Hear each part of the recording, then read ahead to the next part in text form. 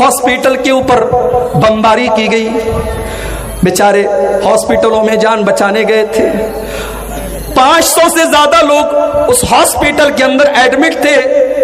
बमबारी की गई और फलस्तीन के शहर गाजा में उस हॉस्पिटल के 500 मुसलमान मरीज मर गए, अल्लाह को प्यारे हो गए।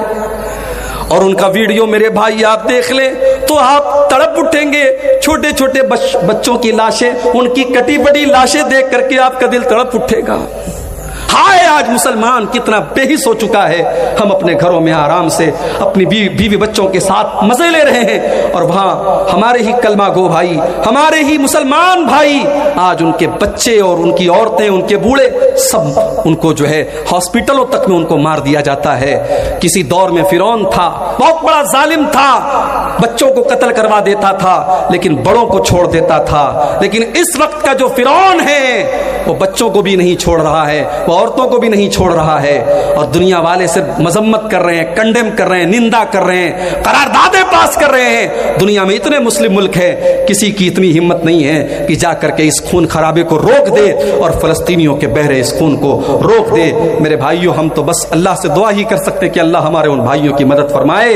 मेरे भाइयों, हम और आप बिस्तर पे सोने जाते हैं तो ये उस उम्मीद में जाते हैं कि सुबह सो करके उठेंगे, मगर फलस्तीन का हमारा मुसलमान भाई जब सोता है तो इस बात की कोई गारंटी नहीं होती कि रात में न जाने कौन सा हमला होगा और कौन सा रॉकेट आएगा और कौन सा मिसाइल आएगा और उनके पूरे घर को तबाह कर देगा और उनकी लाश बिछ जाएगी। मेरे भाइयों, उनके घरों के मलबे के आगे बैठकर एक 8 साल के बच्चे ने आयतल कुर्सी पढ़ी है। वो वीडियो भी देख करके हमें हैरत होती है कि उस कौम के बच्चे आज भी अल्हम्दुलिल्लाह उन्होंने अपने घर को खोया है, अपने माँ बाप को खोया है, अपनी जानें गंवाई हैं, मगर अपना ईमान नहीं खोया है। हमें अल्लाह की जात से पूरा यकीन है उन मासूम बच्चों की जानें बेकार नहीं जाएंगी, उन शहीदों का खून बेकार नहीं जाएगा और एक दिन अर्ज़ फलस्तीन उन जालिमों के पंजे से नजात पाएगी और मस्जिद अक्सा उन जालिमों के पंजे से आजाद होगा इंशाअल्लाह। मेरे भाइयों, हम बिस्तर पे सोने जा रहे हैं, ये दुआ पढ़ रहे हैं कि ऐ अल्लाह, मैं अपने आप को तेरे हवाले कर रहा हूं।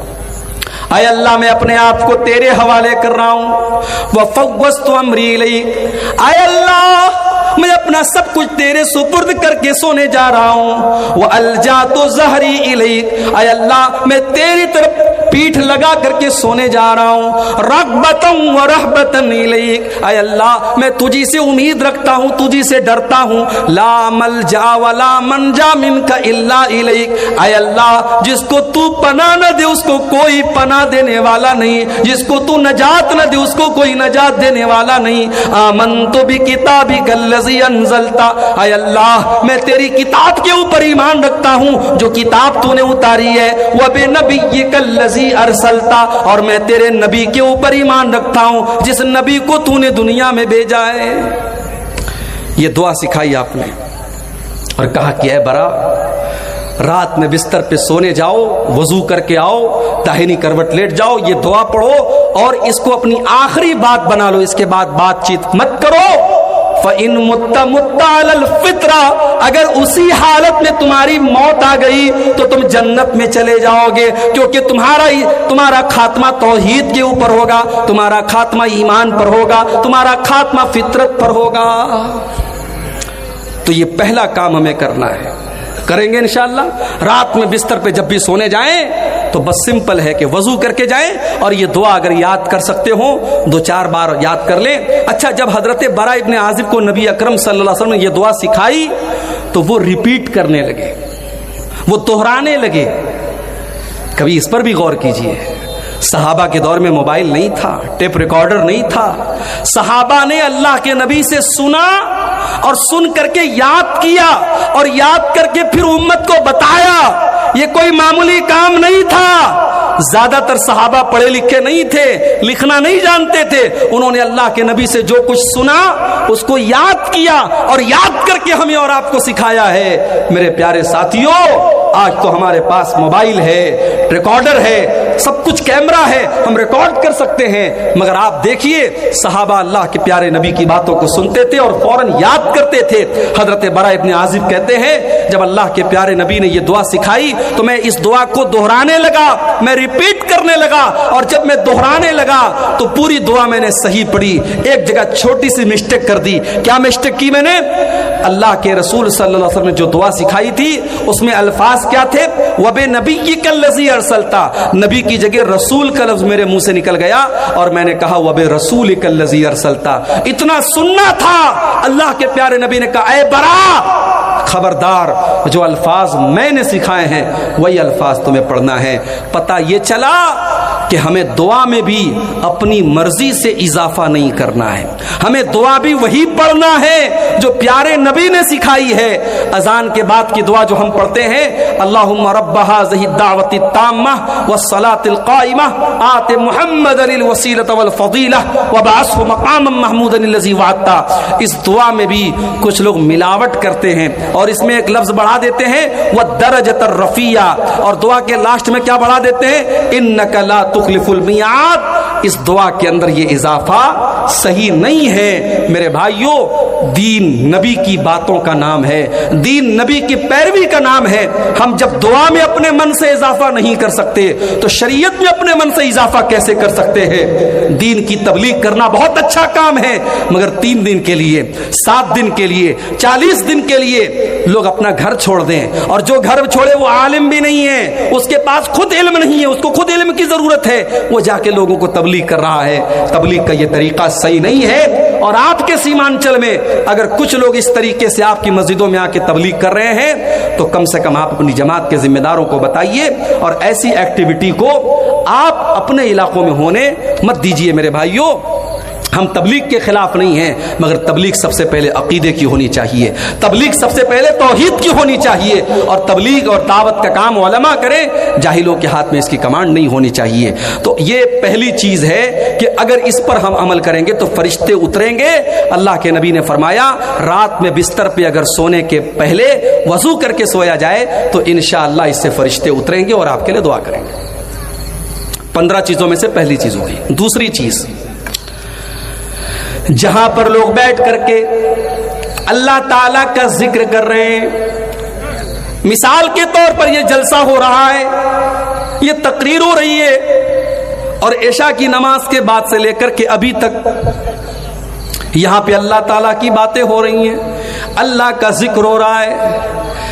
ऐसी मजलिसों में, ऐसे जलसों में, ऐसे पंडालों में अल्लाह के फरिश्ते तलाश करते रहते हैं। अल्लाह के प्यारे नबी फरमाते हैं, सही मुस्लिम की रिवायत है, इन्ना लिल्लाहि मलाइकतन सय्याहीना यल्तमिसूना अहल ज़िक्री। अल्लाह ताला के कुछ फरिश्ते ऐसे हैं जो तलाश करते रहते हैं कहां पर लोग अल्लाह ताला का जिक्र कर रहे हैं, कहां पर अल्लाह ताला की बातें हो रही हैं। जब उनको ऐसी कोई मजलिस नजर आती है, ऐसी कोई जगह नजर आती है, फरिश्ते आपस में कहते हैं हलुम्मु इला हाजतिकुम, देखो यहां पर हमारे मतलब का काम हो रहा है, यहां पे कुरान बयान हो रहा है, यहां पे हदीस बयान हो रही है, यहां पे अल्लाह और उसके रसूल की बातें हो रही हैं। फिर फरिश्ते उस मजलिस को अपने परों से घेर लेते हैं, उस मजलिस में फरिश्ते उस मजलिस को घेर लेते हैं। उसके बाद जब ये फरिश्ते अल्लाह ताला के पास जाते हैं, अल्लाह ताला पूछता है, ऐ मेरे फरिश्तों, तुमने मेरे बंदों को किस हाल में पाया,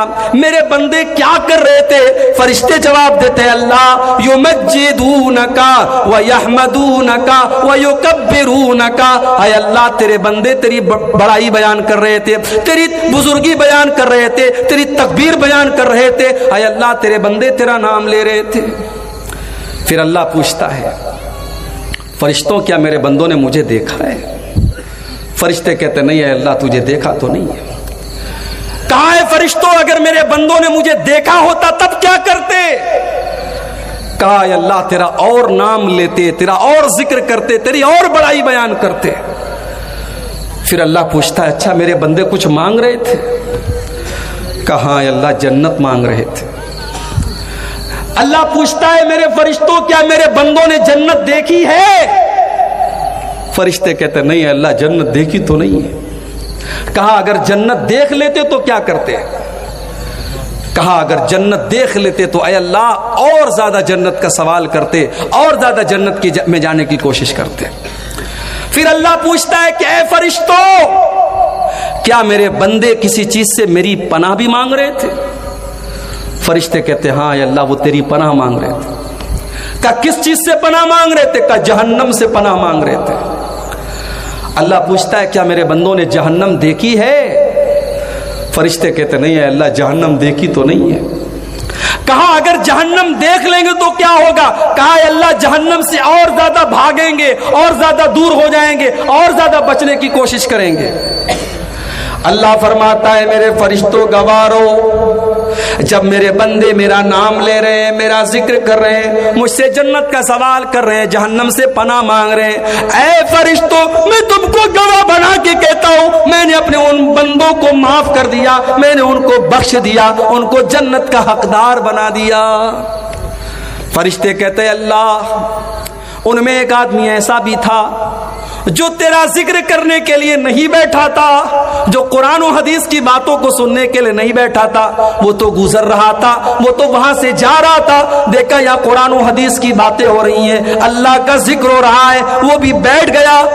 اے اللہ تعالیٰ کیا اس کی بھی بخشش ہو جائے گی؟ کیا اس کو بھی تو معاف کر دے گا؟ اللہ تعالیٰ فرماتا ہے ہم الجلساء لا یشقی بہم جلیسہم، اے میرے فرشتوں یہ وہ مجلس ہے جہاں پر جو بیٹھ گیا وہ بیٹھ گیا، یہاں پہ کوئی بد نصیب نہیں ہے، یہاں پہ میں سب کی مغفرت کر دوں گا، جو پہلے سے بیٹھا تھا اس کو بھی معاف کر دوں گا، جو کسی اور کام سے آیا تھا اور بیٹھ کر کے سننے لگا میں اس کو بھی بخش دوں گا۔ اللہ اکبر۔ تو یہ دوسرا کام کرو۔ آج کل بڑی تقریریں ہو رہی ہیں آپ کے علاقے میں، ابھی کل جو ہے سون برسا میں میری پروگرام ہے، وہاں بھی میرا خطاب ہے، پھر 22 تاریخ کو چرخی میں پروگرام ہے، وہاں پر بھی مجھے خطاب کرنا ہے، 23 تاریخ کو ہتی دیارہ کیا نام ہے وہاں پر بھی پروگرام ہے، ہتیا دیارہ وہاں پر بھی ہے۔ تو قریب قریب میں 8-10 کلومیٹر کی رینج میں بہت سارے پروگرام ہو رہے ہیں۔ اب ہمارے بہت سارے بھائی کہتے ہیں ارے یار ہاں کل 28 کو حاجی پور میں ہے، اور اسی طریقے سے کئی ایک پروگرام ہے آپ کے علاقے میں۔ اب بہت سارے لوگ کہتے ہیں ارے مولوی صاحب کتنی تقریر سنے گا آدمی؟ بھائی کیا پتا جنات گزر رہے تھے، اللہ کے نبی قرآن پڑھ رہے تھے، جنات نے سنا اور ایمان لے آئے۔ کبھی کبھی کوئی ایک تقریر، کوئی ایک بات ہمارے دل کی دنیا بدل سکتی ہے میرے بھائی، اس لیے تقریروں میں جاؤ۔ اور یہ چندے کے پروگرام ہوتے ہیں، اللہ نے آپ کو مال دیا ہے، قبرستان کا آج کے جلسے میں قبرستان کے لیے چندہ ہو رہا ہے، کہیں اور مدرسے کے لیے ہوتا ہے، آپ جائیں گے، جو بھی اللہ تعالیٰ نے حیثیت دی 1000 5000 10,000 1 لاکھ جو بھی آپ دے سکتے ہیں دیں گے، وہ الگ آپ کو ثواب ملے گا۔ اس لیے میرے بھائیوں دینی مجلسوں میں جانے سے بھی اللہ تعالیٰ کے فرشتوں کی رحمت ہمیں ملتی ہے۔